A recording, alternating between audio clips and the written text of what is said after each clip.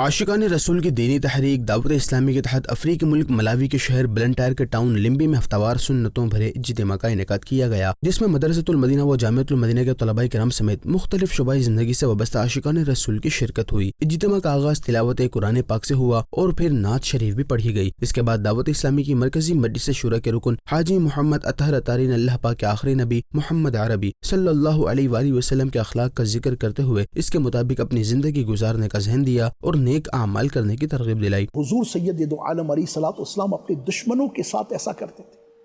کہ حضور کا اخلاق کیسا تھا کہ اپنے تو اپنے ہیں دشمن بھی بولے، اپنے تو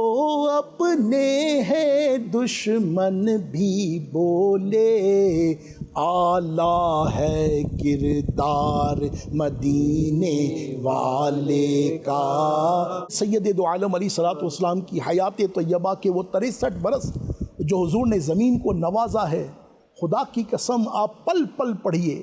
تو معلوم چلے گا کہ یہ وَإِنَّكَ لَعَلَىٰ خُلُقٍ عَظِيمٍ کی کیسی زبردست تفسیر۔ تو ہم ان آقا کے ماننے والے ہیں، ان آقا کے چاہنے والے ہیں، ان آقا سے پیار کرنے والے ہیں، ان آقا کی 12ویں منانے والے ہیں، ان آقا کا میلاد کرنے والے ہیں۔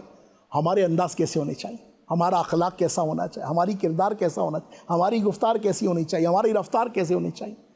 ہم بھی ایسے ہی بنیں۔ دوران اجتماع نگران ملاوی مشاورت نے بھی شرکاء اجتماع میں نیکی کی دعوت پیش کی۔ سنتوں بھرے اجتماع کے اختتام پر دعا و صلاۃ السلام کا سلسلہ بھی ہوا، جبکہ اجتماع کے بعد عاشقان رسول کے رکن شورا سے ملاقات کا سلسلہ بھی ہوا۔